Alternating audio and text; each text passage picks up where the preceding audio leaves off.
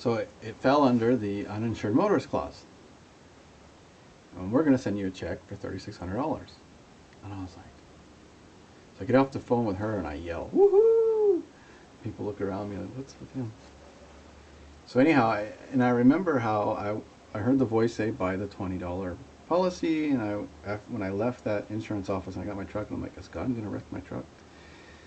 You know, if you could travel back in time and know the lottery number, but it's like, you know, if I got in a wreck and then I traveled back in time and said, hey, I know, I'll buy $20 uninsured motorist policy, right?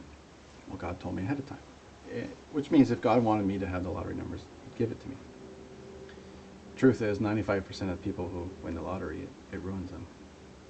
Anyway, so I paid off first semester, paid in full second semester, and bought books and had money left over and took my friends out to eat. You know, so God took care of me. So in between semesters, there was a break. I think it was in between semesters, not Thanksgiving break. I went with my grandparents to Washington, D.C. Coming back to Washington from D.C., my sister's going to pick me up at Burbank Airport and drive me to Marietta. At my layover, which I don't remember if it was in Texas or whatever, I called my sister on the phone to verify she's going to pick me up. She goes, yes, but my car broke down, but I borrowed my roommate's car. I'm like, oh, okay. And I get off the phone with her. I'm like, wait a minute. Her roommate's car is in Marietta. Miata. There's no way both my suitcases are going to fit in there. I wonder what we're going to do. So I'm getting on the plane, and as I'm on the plane, I actually see my one bag get loaded in, but not my other bag. And I think nothing of it. So what? I just happen to see the one bag. When I'm in LAX, I go to the luggage carousel. No. And only one bag's there, the one I saw them load. I flip out. You know, panic. Oh no, I lost this. You know. I go into the luggage claim office, and they say, oh, we know where it is. It got put on the wrong plane. Give us an address and it'll be on your doorstep in the morning.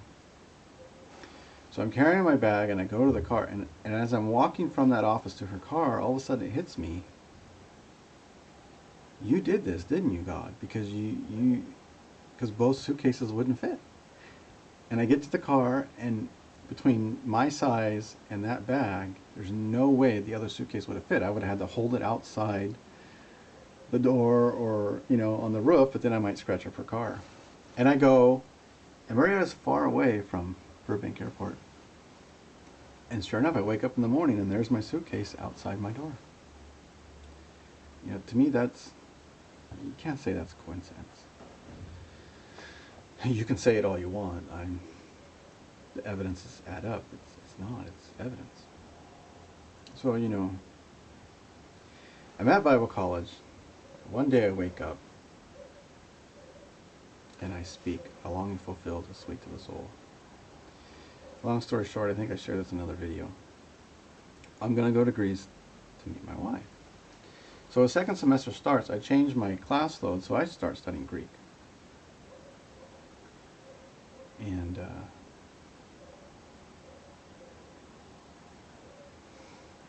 I have $100, my last $100. I'm at church. The plate comes around, I go to give it, and I heard, don't give it. I'm like, and I thought it was my own thought, because I didn't really like the church. And I argued, a workman's worth of his wages. And I thought, you know what, I'll not give it. Maybe I'll give it next week. I go back to the school, and the people I'd sent in an application to go to Greece with, requests for an application. The application came, and it says on the application that I had to send in $100 with the application. So I needed that $100. You know, and so you can't say. You can't convince me that's coincidence that I hear keep that $100. I go back, there's my mail, and it says I needed $100. You know, I'm being guided, I'm being spoken to. So I go to Greece. A lot of different things happen there, different miracles, but I want to get to some others. I want to get to the more recent ones. You know, God told me, I want you to go confront this guy. Which never goes well. I've shared before, people confront you about whether you're attending church or whether you're smoking, but they won't confront you about gossip, slander, being rude, being manipulative, extortion, bribery. They let it go. You know, that's where Jesus says you strain a gnat but swallow a camel. And so people started fleeing us. They're troublemakers. They just want to cause problems. And so we're unemployed, have no money, no government benefits. Greece says because we haven't lived here 10 years, we don't qualify for anything. And there are certain people that if I were to let go of them having to take responsibility for their actions, them not having to repent and apologize, they'd probably give us money, which to me is like a bribe. You know, I can give in to this besiegement and have the money of the food of the enemy, or I can trust God to provide for me. So one day we're completely have nothing to eat that evening. It's not evening yet. And we'd already searched the house for every penny, buying a loaf of bread or cookies every day for the kids. We have nothing, absolutely nothing. And I'm angry, very angry. I go out on the balcony and I say, God, how can I tell people to trust you? How can I say you're good if my kids don't eat tonight? And my wife comes out there just in shock and says, I found this money sitting on top of the dresser in plain sight. I'm sorry, that's impossible. It had to have appeared because we cleared off the dresser looking for change, pulled the dresser away from the wall looking for what fell behind the dresser. There's just no way. Another day, I'm like, God, you know, I miss omelets. I like an omelet. And I hear go for a walk. I go for a walk. I hear go down that road, and I kind of see it as a picture. And I go down that road, and I look left, and there hanging is a bag of eggs. 30 fresh eggs from somebody who has chickens down there. You know, we needed diapers for the boy, and we had absolutely no cash. And my wife and I pray, and God tells her, go to the store and buy some. And I'm like, well, we don't have any money. She goes, well, maybe somebody in America put money in the American account. And we'll just go up there, use the card, and if it doesn't work, walk away embarrassed. So we're walking up the road, and halfway there, it's about 2 kilometers away. Halfway there, this is the place that had the cheapest diapers, best price. There are closer places, but they're twice as much at the time. There's €10 bill sitting on the ground. You know, the diapers cost €9.70, 80 cents, something like that. You know, is that coincidence? Well, the diaper thing happened, I think, 3 times. You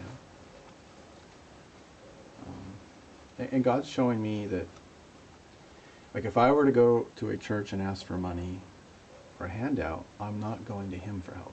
But if I go to Him and say, hey, I need help, and then He says, hey, go to that church, that's Him providing through the church. So He actually did that. He said, okay, I want you to go here where they do handouts. And that was hard. That was humbling, humiliating for me. I'm the guy who works hard. I'm the guy who gives. I'm not the guy who asks.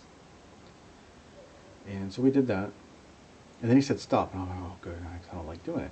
And then it was back to finding food.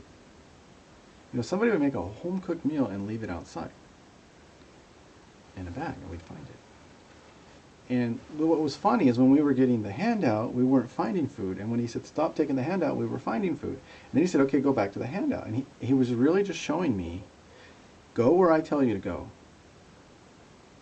And if I've told you to go there, that's my provision. It's not coincidence that you're finding food when you don't have any. And people will say, oh, that's coincidence. Well, why is it I don't find it when I don't need it, and I only find it when I do need it? You know, it might be easier if He was visible, but He's invisible. It ain't easy. It ain't easy. giving up your fears, giving up anxiety.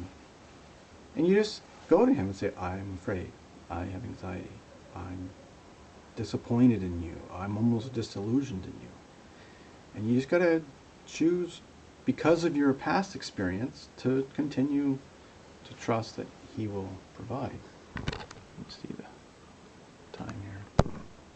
Anyway. So, and here's a biggie. I'll tell you a big one.